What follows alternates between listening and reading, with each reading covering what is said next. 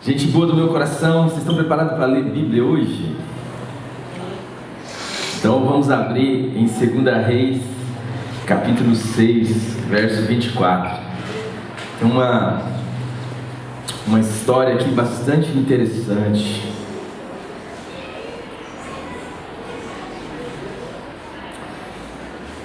Segunda Reis, capítulo 6, versículos 24 em diante. Posso ler? Preste atenção. Depois disso, ajuntou-se Ben-Hadad, rei da Síria, todo o seu exército, e subiu e sitiou Samaria. Houve grande fome em Samaria, e eis que sitiaram a ponto de se vender a cabeça de um jumento por 8 siclos de prata, e um pouco de esterco de pombas por 5 siclos de prata. Passando o rei de Israel pelo muro, gritou uma mulher: acode-me, ó rei, meu senhor. Ele lhe disse: se o Senhor te não acode, donde te acudirei eu? Da eira ou do lagar? Perguntou-lhe o rei. Que tens? Respondeu ela: esta mulher me disse: dá teu filho para que hoje o comamos, e amanhã comeremos o meu. Cozemos, pois, o meu filho e o comemos. Mas dizendo-lhe eu ao outro dia: dá o teu filho para que comamos, ela o escondeu. Então o rei, ouvindo as palavras da mulher, rasgou suas vestes quando passava pelo muro. O povo olhou e viu que trazia pano de saco por dentro sobre a pele. Disse o rei: assim me faça Deus o que bem lhe aprouver, se a cabeça de Eliseu, filho de Safate, lhe ficar hoje sobre os ombros. Estava, porém, Eliseu sentado em sua casa, juntamente com os anciãos. Enviou o rei um homem de diante de si, mas antes que o mensageiro chegasse a Eliseu, disse este aos anciãos: vedes como o filho do homicida mandou tirar minha cabeça. Olhai, quando vier o mensageiro, fechai-lhe a porta e empurrai-o com ela. Porventura não vem após ele o ruído dos pés do Senhor? Falava ele ainda com eles, quando lhe chegou o mensageiro do rei e disse: eis que este mal vem do Senhor. Que mais, pois, esperarei eu do Senhor? Então disse Eliseu: ouvi a palavra do Senhor. Assim diz o Senhor: amanhã a estas horas, mais ou menos, dar-se-á um alqueire de flor de farinha por 1 siclo de prata, e 2 de cevadas por 1 siclo, à porta de Samaria. Porém o capitão, a cujo braço o rei se apoiava, respondeu ao homem de Deus: ainda que o Senhor fizesse janelas no céu, poderia suceder isso? Disse o profeta: eis que tu verás com os teus olhos, porém disso não comerás. 4 homens leprosos estavam à entrada da porta, os quais disseram uns aos outros: para que estaremos nós aqui sentados até morrermos? Se dissermos: entremos na cidade, há fome na cidade, e morreremos lá. Se ficarmos sentados aqui, também morreremos. Vamos, pois, agora e demos conosco no arraial dos Círios. Se nos deixarem viver, viveremos. Se nos matarem, então somente morreremos. Levantaram-se ao anoitecer para se dirigirem ao arraial dos Círios. E tendo chegado à entrada do arraial, eis que não havia lá ninguém, porque o Senhor fizera ouvir no arraial dos Círios ruído de carros e de cavalos e ruídos de um grande exército, de maneira que disseram uns aos outros: eis que o rei de Israel alugou contra nós os reis dos heteus e os reis do Egito, para virem contra nós. pelo que se levantaram e, fugindo ao anoitecer, deixaram as suas tendas, os seus cavalos, os seus jumentos e o arraial como estava, e fugiram para salvar a sua vida. Chegando, pois, aqueles leprosos à entrada do arraial, entraram numa tenda e comeram e beberam e tomaram dali prata e ouro e vestes, e se foram e os esconderam. Voltaram e entraram em outra tenda e dali também tomaram alguma coisa e as esconderam. Então disseram uns para os outros: não fazemos bem. Este dia é dia de boas novas, e nós nos calamos. Se esperarmos até a luz da manhã, seremos tidos por culpados. Agora, pois, vamos e anunciemos à casa do rei.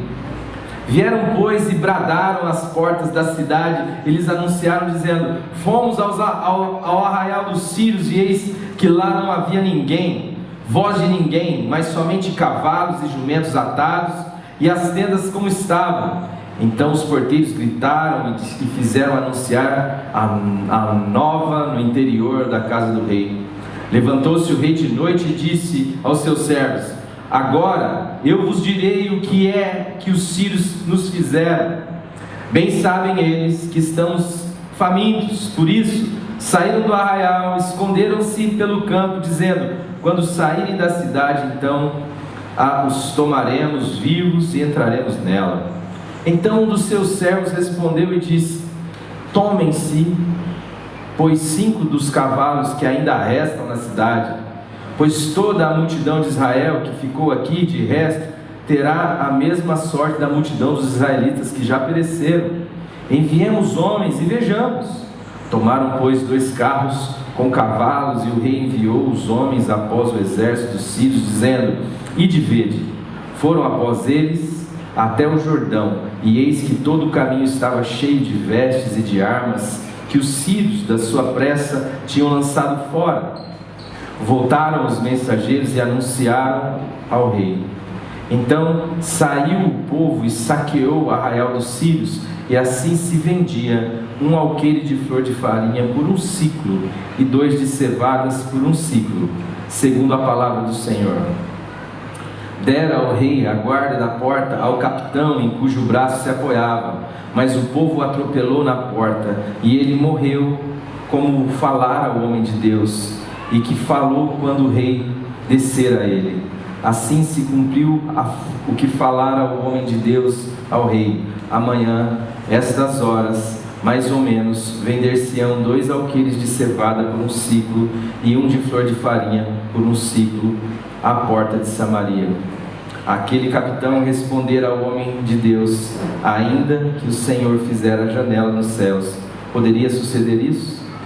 Segundo essa palavra, dissera o profeta: eis que tu verás, e os teus olhos, com os teus olhos, porém disso não comerás. Santo Espírito, essa é a tua palavra, em nome de Jesus. Fala com todos nós aqui.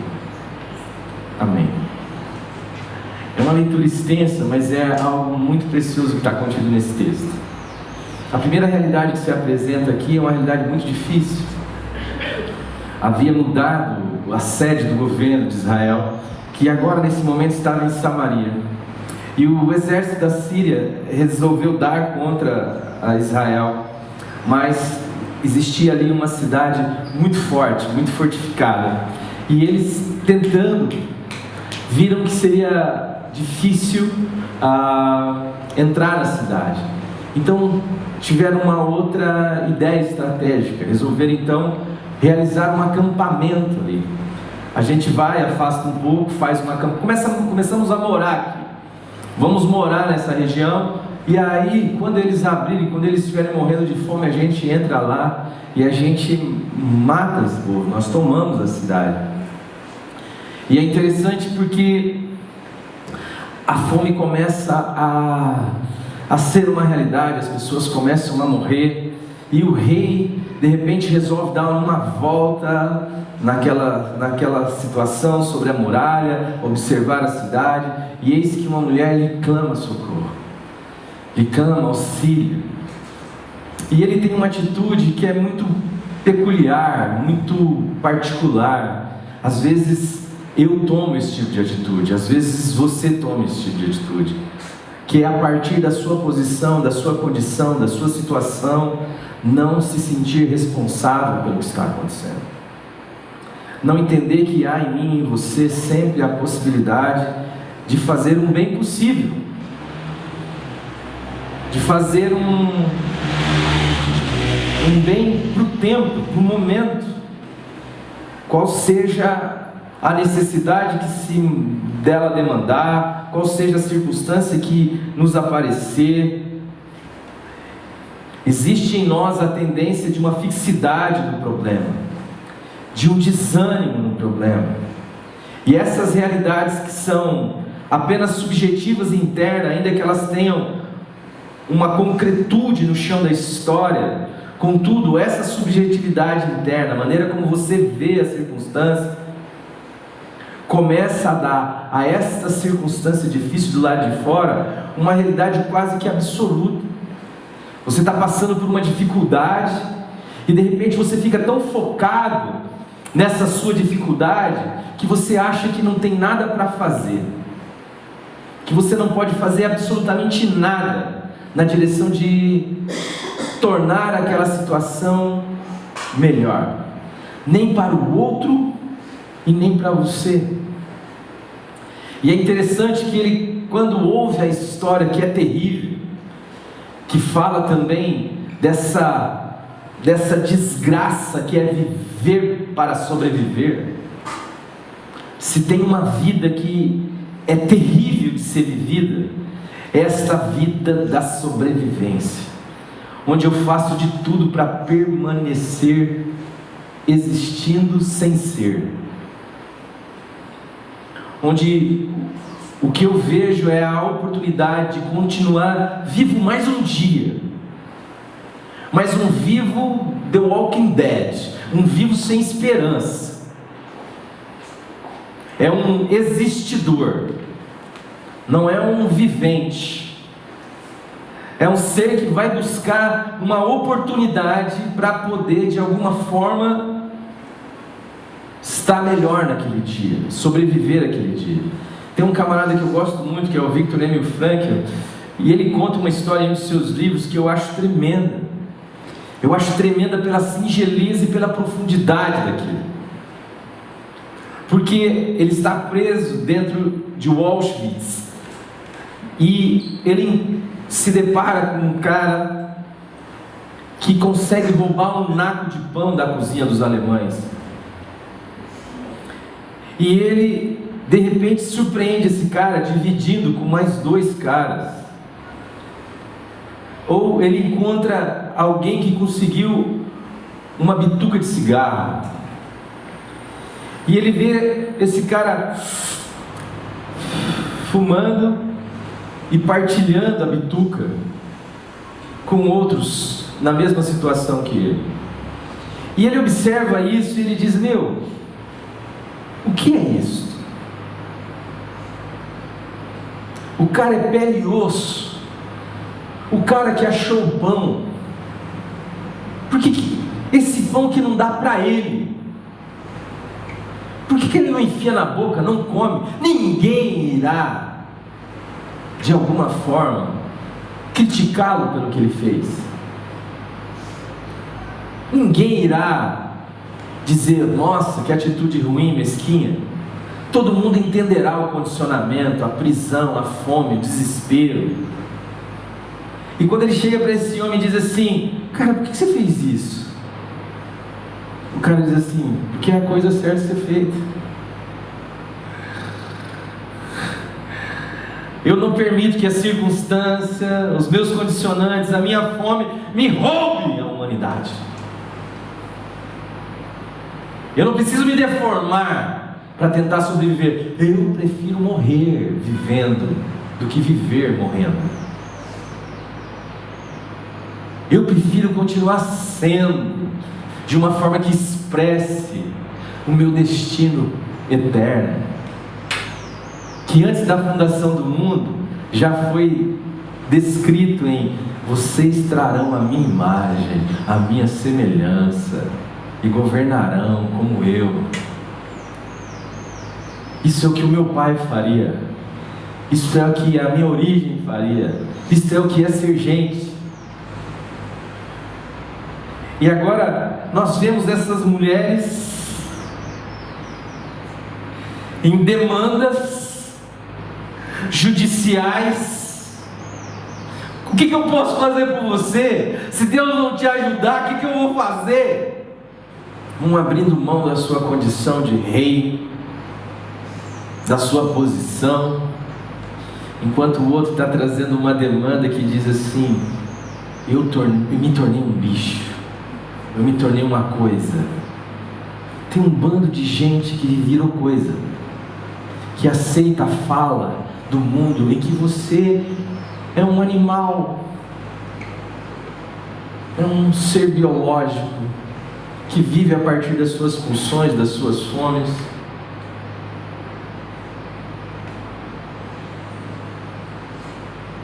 Que vive a partir da sua necessidade, que se move para tentar sobreviver, mas que nesse caminho expressa pouca vida.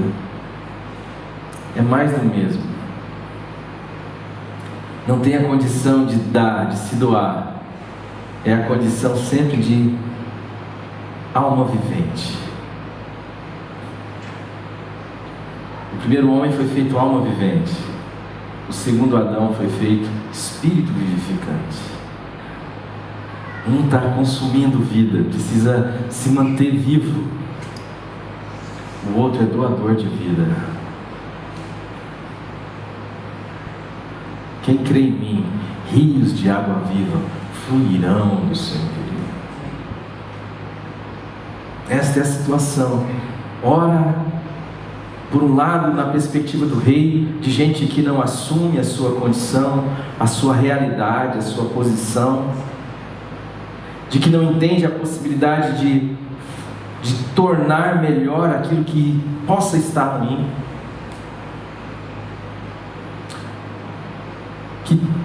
que culpa a Deus por tudo, nessa estrutura determinista, onde tudo que acontece é vontade de Deus. Não é. E eu provo para você que não é. Você faz um monte de coisa que Deus não gostaria que você fizesse, mas você faz. Faz porque Deus é Deus e Ele não abre mão de deixar de ser quem é. É por isso que Deus não aparece para você. Porque se Ele aparecer, você deixa de ser. Você faz o que Ele mandar. Tem gente que não é na minha presença, que dirá na presença de Deus. Você às vezes muda o comportamento da frente do médico, de um polícia, de um ladrão, que dirá na presença de Deus.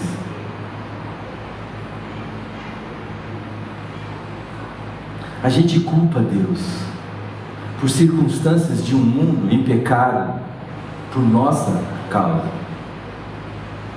Porque Deus nos amou e nos deu a liberdade de andar numa direção ou na outra, e nos deu a consciência dos desdobramentos disso, e nos deu a sua misericórdia para que a gente não ficasse refém das nossas escolhas. Senão a gente tinha que arcar com essa estrutura de Romanos 3, 10 em diante, e não haveria nem sociedade.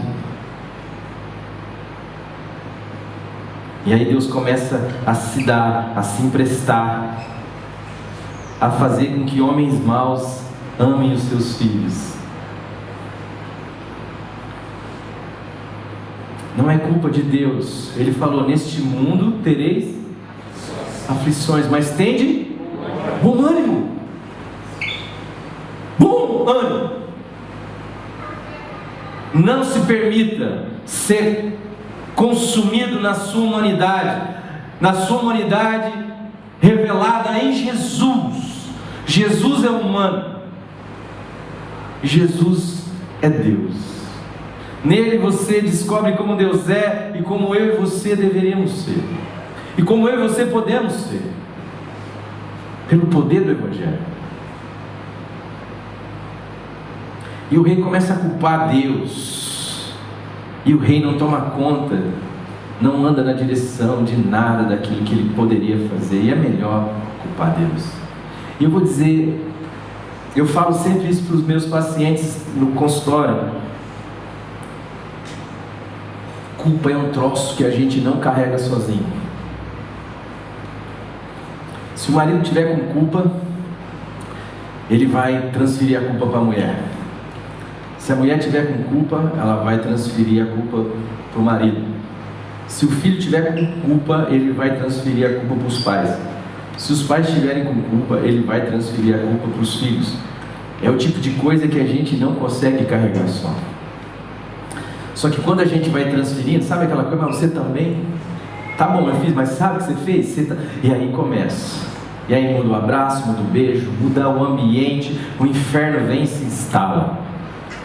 E é o que acontece, o rei fala: eu vou matar Eliseu. Por que Eliseu? Por que eu tenho que matar Eliseu? Mas não é ele o representante de Deus? Não é ele o cara que fala em nome de Deus? Como é que eu toco em Deus? Eu queria matar Deus, mas eu não posso. Eu vou matar o seu profeta. E eu quero que se dane. Deus pode arrebentar comigo, mas que eu vou dar nele, eu vou dar nele. A gente mata a Deus, nós crucificamos o Cristo continuamente, se não atentarmos para a realidade do Evangelho. E ele manda um mensageiro, e o mensageiro chega lá para falar. Eliseu já estava sabendo do processo, e Deus já tinha falado para ele o que ia acontecer. E ele fala para o cara, estão vendendo lá uma cabeça de burro por 40 ciclos, estão vendendo cocô de pombo a 5 ciclos de prata, mas sabe o que vai acontecer amanhã?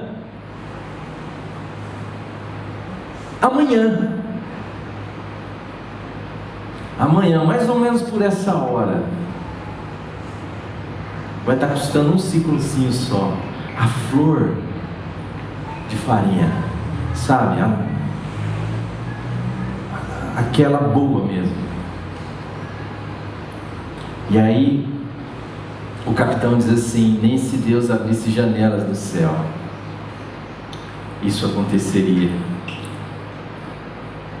A gente começa a saber mais ou menos como o mundo flui, a saber mais ou menos o ritmo do mundo, mas a gente não sabe como é o reino de Deus. A gente olha para um defunto morto faz 4 dias e diz assim para Deus: se o Senhor tivesse chegado aqui antes, isso não teria acontecido. Mas agora que aconteceu, já era. Deus está atado pela ordem do mundo. Deus está atado pela cronologia do mundo. Deus está atado pela matemática do mundo. E eu vou chegar num ponto aqui que vocês vão entender o que eu quero dizer. A gente começa a confeccionar um Deus, e a gente começa a confeccionar um mundo a partir da nossa cabeça. E o mundo que você vai confeccionando, ele vai se tornando real para você. Ele vai se tornando realidade. Porque este capitão disse: nem que Deus abrisse as janelas do céu, isso seria possível. E como ele disse, aconteceu para ele. O profeta diz: cara, você vai ver, mas você não vai experimentar o benefício do que vai acontecer. Você vai ver as janelas do céu abertas, mas isso não vai ter efeito nenhum na sua vida. Você pode até não morrer de fome, mas você vai morrer.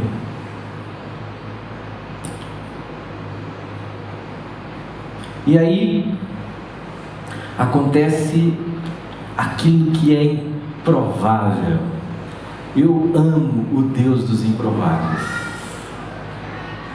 Eu acho muito legal esse jeito de Deus, cara. Quem que você olha? Tem um cara lá de 3,20 metros, quem que vai bater nesse cara? Não tem ninguém no exército. Davi não quer enfrentar aquele cara. Ele diz assim: quem que é este incircunciso que afronta dessa maneira o exército do Deus vivo? Ninguém está me afrontando, está afrontando o exército. Mas no exército não tem ninguém. Não tem ninguém. Tem eu. Vou eu então. Eu não sou do exército, mas você não tem ninguém. Alguém tem que ter. Mas some isso aí, Davi. Faz a conta, não fecha. 2 mais 2 é igual a 4 e você está devendo. E 5 mais 2 quantos são? 7. E 5 mais 2 mais Jesus quantos são? 5 mais 2 mais Jesus é 20 mil pessoas comendo, mais 12 cestos cheios sobrando. 5 mais 2, para nós, 5 pães mais 2 peixinhos, Senhor, o que é isso para tanta gente? Esse é o cálculo. Mas 5 mais 2 mais Jesus é 20 mil pessoas comendo, é a graça, o partir, 20 mil pessoas comendo, mais 12 cestos cheios sobrando. Tem uns caras bons de conta ali. E são leprosos, são 4 leprosos. É gente que ninguém dá um feijão. Eu gosto disso. Os caras fazem lá a igreja em Jerusalém desobedece a ordem de Jesus. Pedro, sempre Pedro. Eu amo Pedro, parece eu.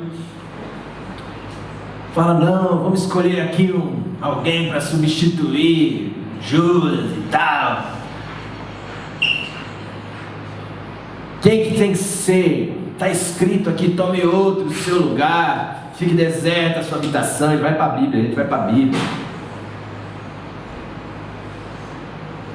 Estabelece critérios. Tem que ser alguém que teve desde o começo, quando Jesus foi batizado, até o momento que ele foi assunto ao céu. Quem que passa nesse crivo? José e Matias, 2 caras, mas ninguém. Então agora nós precisamos de espiritualidade. Vamos orar. Aí oram lá, todo mundo orando, oh aleluia, Jesus e tal, Senhor. E é linda a oração.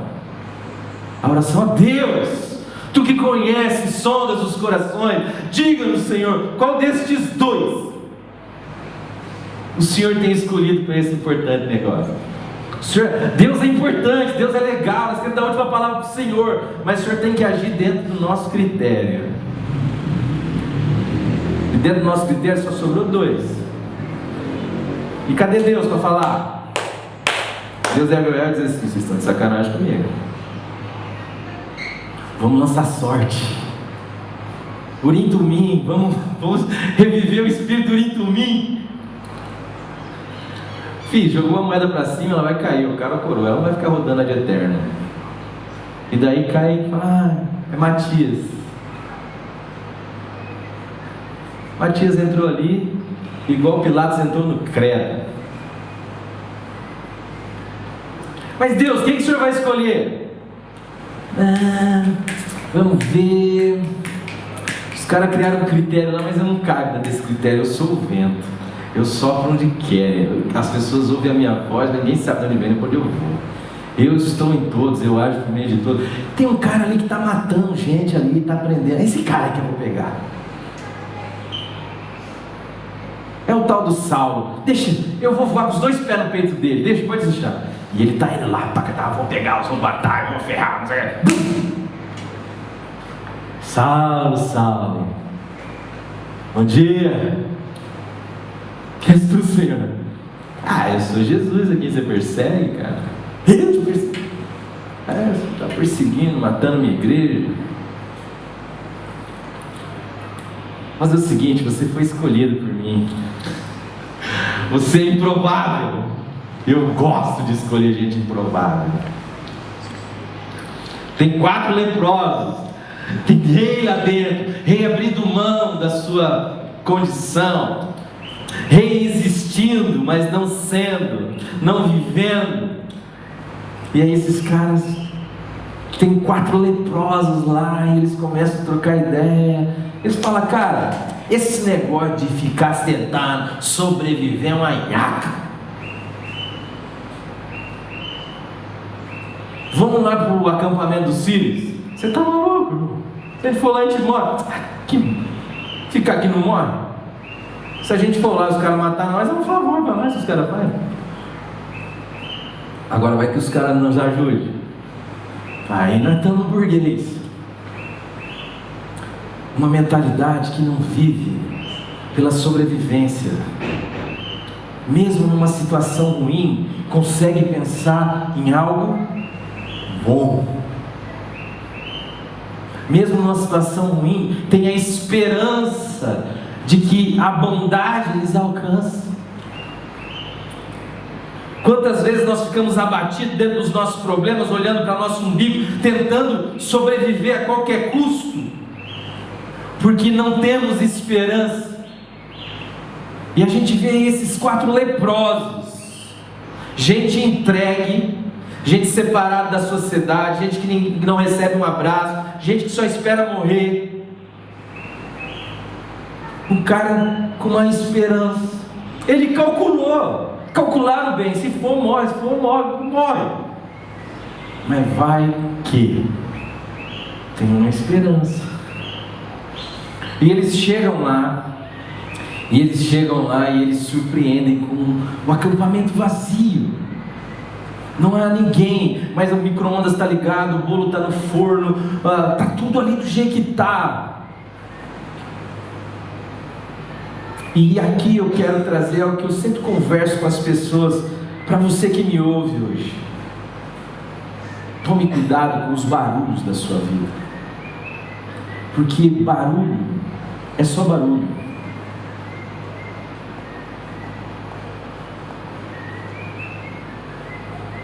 O texto vai dizer que aqueles caras ouviram barulho, e que por aquela região poderia ser desde um terremoto, um vulcão na Turquia ou na Ásia, ou um maremoto no Japão. É tudo meio alguma situação ali na África. O negócio é ali pertinho de tudo. Poderia ser Mas olha o que os caras construíram a partir desse barulho. O rei de Israel fechou um acordo com o rei dos heteus, fechou um acordo com o rei dos egípcios, e eles estão vindo. Este barulho é os exércitos vindo contra nós. E qual é a realidade?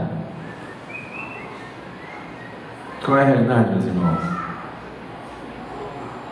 O povo de Israel morrendo de fome, com medo, dentro da cidade. Essa é a realidade objetiva. Mas o que eu construo a partir do barulho? Subjetivamente, eu construo acordos, eu construo viagens, eu construo exércitos, eu construo um inferno para mim, a partir da minha cabeça.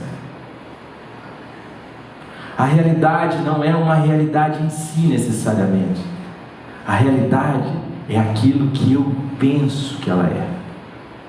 A minha subjetividade, internalidade muda a minha situação, para melhor ou para pior. O fato histórico é que tem um povo morrendo de medo dentro de uma cidade.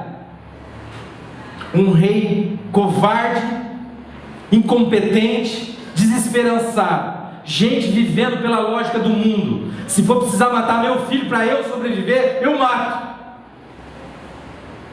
Gente que não tem por que morrer. E quando a gente não tem por que morrer, não vale a pena viver. Gente que só pensa no seu umbigo. O seu Deus é o seu ventre. Mas entre a possível morte do lado de dentro e a certeza da morte do lado de fora, eu fico acovardado aos meus limites. Isso não tem nada, isso é um anti-evangelho. O Evangelho é o lugar onde você entra e sai. O caminho com Deus é o caminho da aventura, é o caminho das não certezas. Todos aqueles que querem segurança abrem mão do Evangelho para se manterem seguros.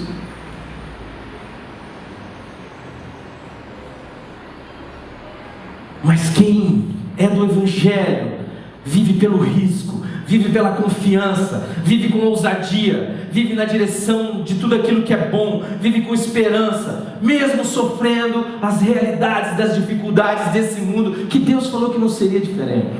Nesse sentido, as religiões criam e se criam neste nicho de mercado, de gente que não quer sofrer, que tem medo de morrer.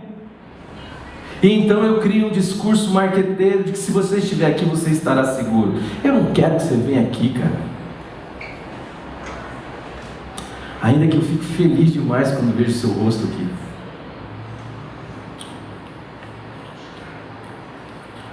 Porque aqui não é nada. Porque Deus não habita em templo feito por mãos humanas. Porque o templo de Deus é um universo e um coração quebrantado. Eu quero que você vá para Jesus. Porque lá você está seguro. Seguro para sair da sua terra, da sua parentela e para o lugar que Deus te mostrará. Seguro para enfrentar Faraó. Seguro para enfrentar gigante de 3,20 metros. Ele é a sua segurança. Se você ficar criando na sua cabeça mundos e universos, estes mundos e universos criados na sua cabeça serão o seu mundo e a sua realidade.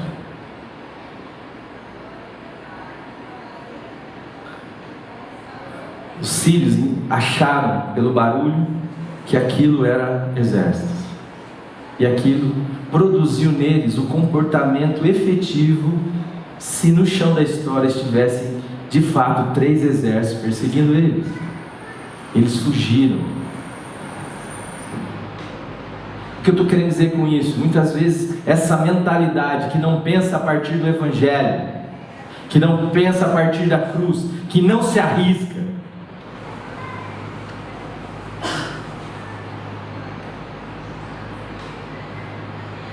você vai criando os seus mundos. Ele vai se efetivando na sua vida, mesmo que ele não tenha chão na realidade.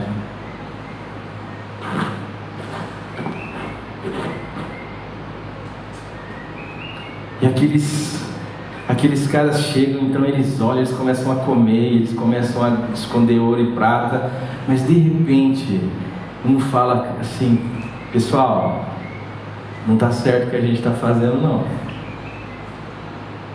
Hoje é dia de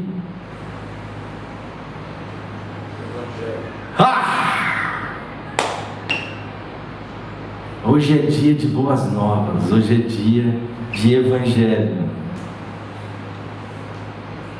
Se esperarmos até a luz da manhã, seremos tidos culpados.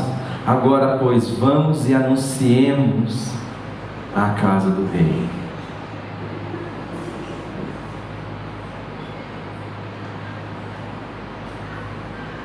Cara, Evangelho, boa nova. Evangelho não pode ser o pão debaixo do sovaco.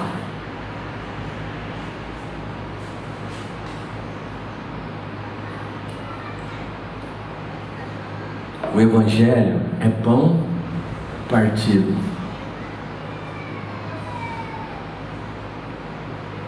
Se você tem de fato uma boa nova, tem muita gente que não tem. Tem muita gente achando que Deus é culpado da sua vida. Tem muita gente chamando Genésio de Jesus, louvando um Jesus mau. As igrejas estão cheias de gente que cantam para o capeta.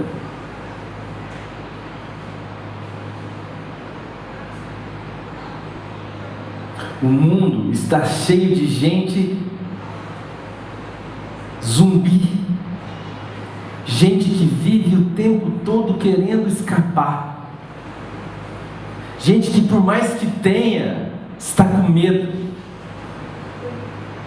por mais que a circunstância do momento lhe seja favorável, já antecipou o medo do dia em que aquela circunstância porventura mudar, já começa a vivenciar, já começa a guardar, a esconder. Você quer proteger a sua vida? Quer mesmo? Entrega para o capeta.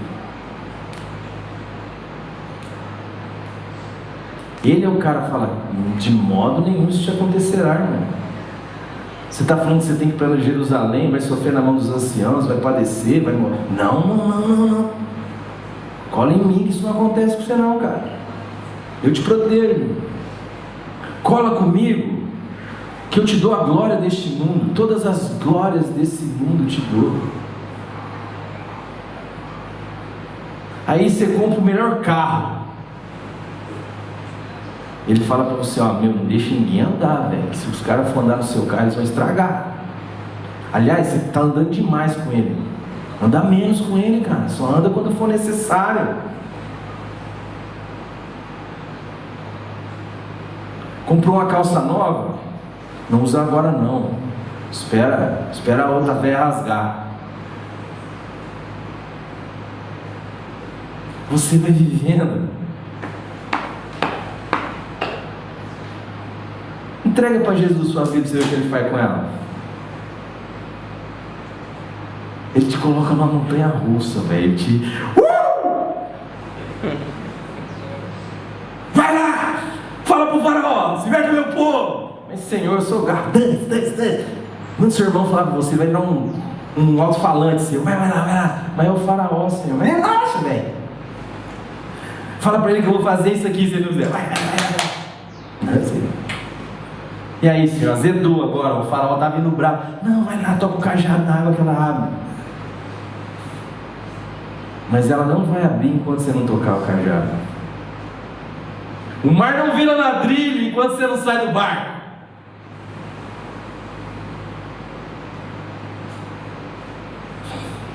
É fé, é confiança, é experiência. Evangelho é para ser anunciado, irmãos. Evangelho é loucura. Evangelho é para doido. Evangelho te leva para a cruz. Ninguém olha para a cruz e fala: pô, deu certo. Mas não tem ressurreição sem cruz, eu te aviso. A cruz é a confiança.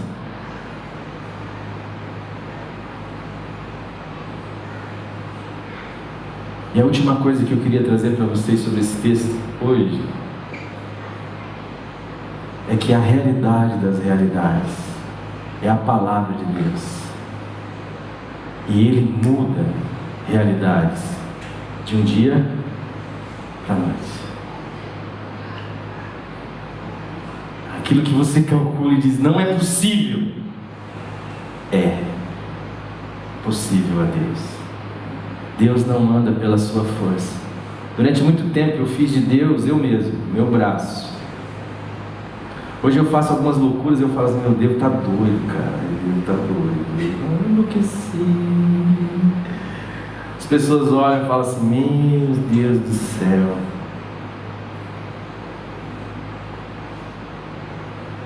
É porque na conta tem Jesus. Se não tiver, não dá certo não. Se não tiver, a galera tá certa. A palavra de Deus é a realidade. Então quando você estiver com medo, lembre-se do que a palavra de Deus diz: não temas. Quando você estiver sozinho, lembre da palavra de Deus que diz assim: eu estarei convosco todos os dias até a consumação dos séculos. Quando você estiver morrendo, lembra da palavra que Deus diz: quem crê em mim, ainda que morra, viverá. E quem vive e crê em mim, não morrerá para sempre. Quando tiver tudo azedando, pense no bem que lhe é possível. Ao menos um julgamento. Você está louca, mulher? Que matar filho, o quê? Come uma sola de sapato, mas não come filho. Ao menos uma oração, uma esperança, um sorriso. Qual é o bem que me é possível quando o mundo estiver caindo na sua cabeça?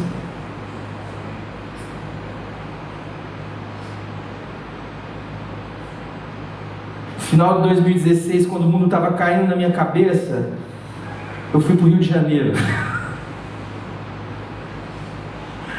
Fiquei na Barra da Tijuca 30 dias. O que eu posso fazer, Senhor? Qual que é o bem que me é possível? Vamos escrever livro, é o que eu posso fazer. Vamos começar uma comunidade, é o que eu posso fazer. Vamos estudar, é o que eu posso fazer. O que você pode fazer diante do mal? A palavra de Deus diz que não relacione, não corresponda, não pague mal com mal, mas vença o mal com o bem. Eu não quero saber, você pode estar escravo em Auschwitz. José está dentro da cadeia. José está dentro da cadeia porque ele não quis pecar contra o seu senhor, contra Potifar, e nem contra Deus, porque ele não quis se relacionar com a mulher de Potifar, que queria se relacionar com ele. E o texto vai dizer anteriormente que a mão do Senhor era com ele, por isso Potifar entrega a casa dele para José. E quando ele vai para a cadeia, o texto vai dizer que a mão do Senhor era com ele, de tal modo que o carcereiro não se preocupava com nada que entregou na mão de José. E de repente você chega para José e diz assim: José, a mão do Senhor é contigo? É comigo. A mão do Senhor é comigo. Mas não sei, José, me parece que você está numa cadeia. É verdade. A mão do Senhor pode não impedir eu de sofrer as agruras da vida, as maldades dos outros,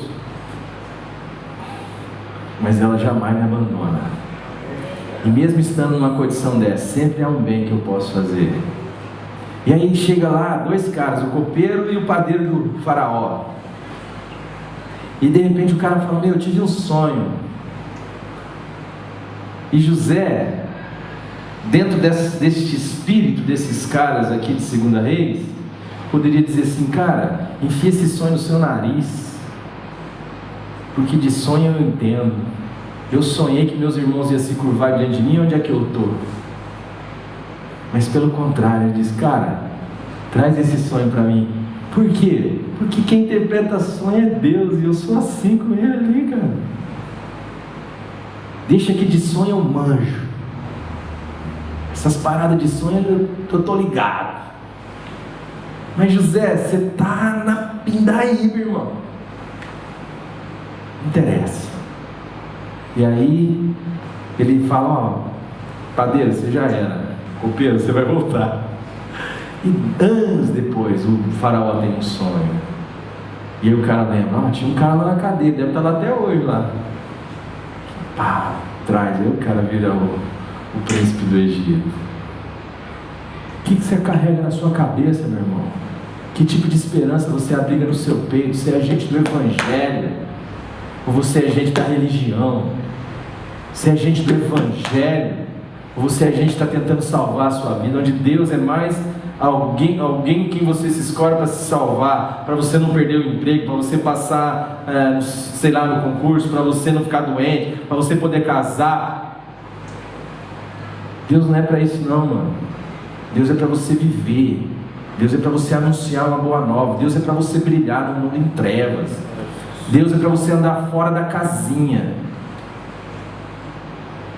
Deus é para você ser. E aí você vai experimentar a realidade. E a realidade de Deus é a seguinte: se você quiser, só se você quiser, tem a ver com a sua vontade. E se você me ouvir, Se você der crédito ao que eu estou dizendo, você vai comer o bem desta terra. Porque o bem dessa terra não depende das circunstâncias do lado de fora da gente. O bem dessa terra depende do reino de Deus dentro de nós.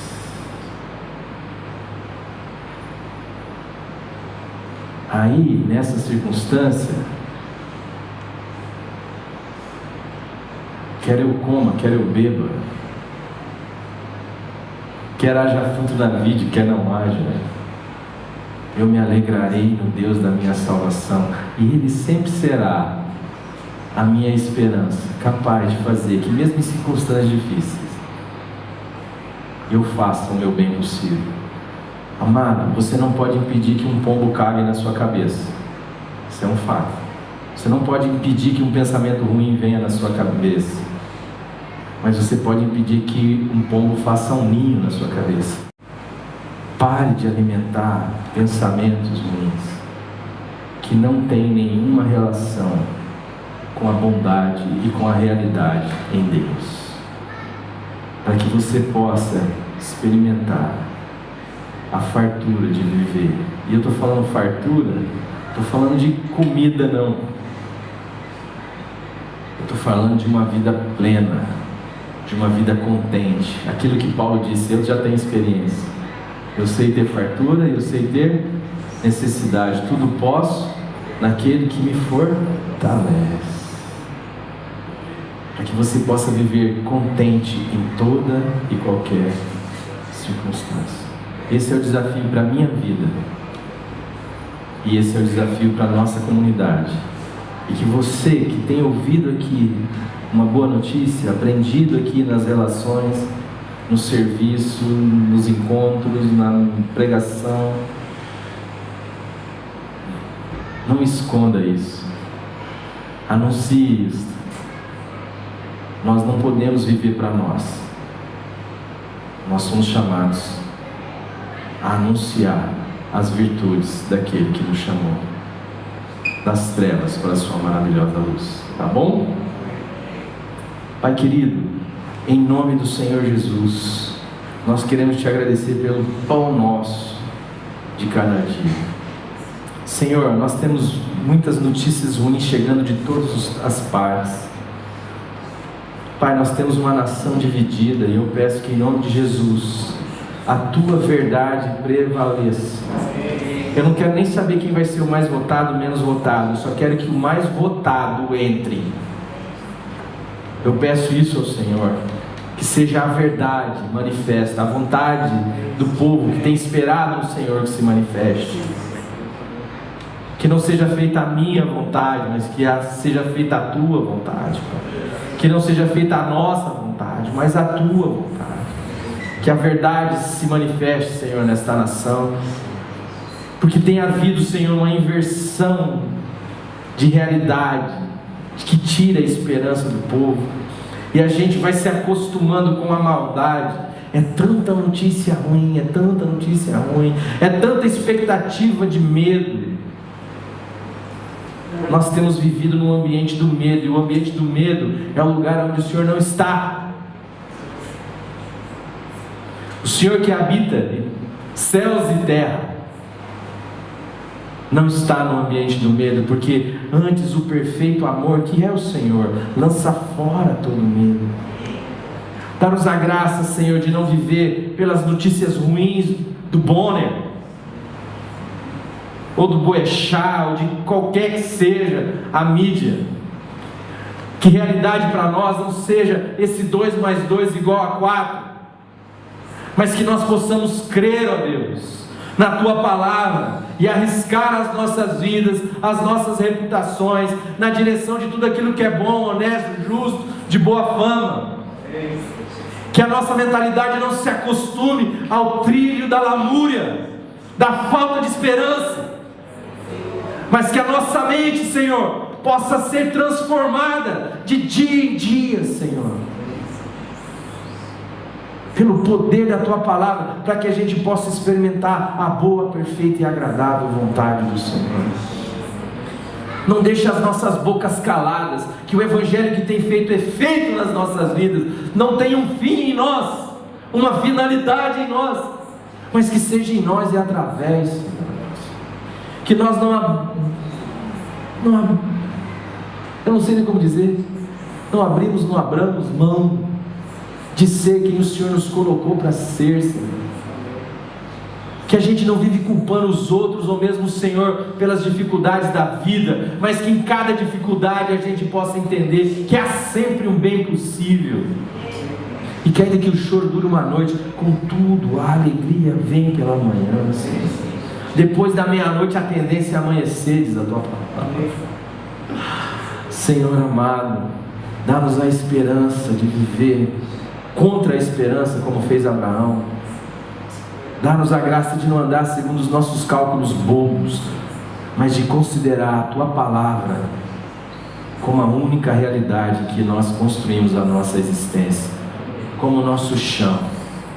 Uma igreja, uma comunidade de gente que está o tempo inteiro se estimulando um ao outro às práticas das boas obras, que está compartilhando o pão e que está chamando de bem aquilo que a Tua palavra diz.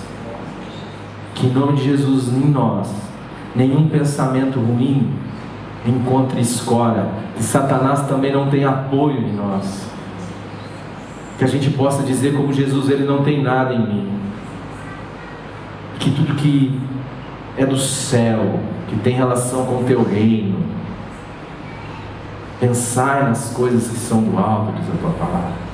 Seja isso que habite a nossa mente, que as nossas ansiedades sejam transformadas em happy hour com o Senhor, como a Tua palavra diz: não andeis ansioso por coisa alguma, antes fazei conhecida diante de Deus todas as vossas petições, com orações, súplicas e ações de graça. Vai conversar com Deus, vai louvar a Deus, vai agradecer a Deus, vai suplicar a Deus.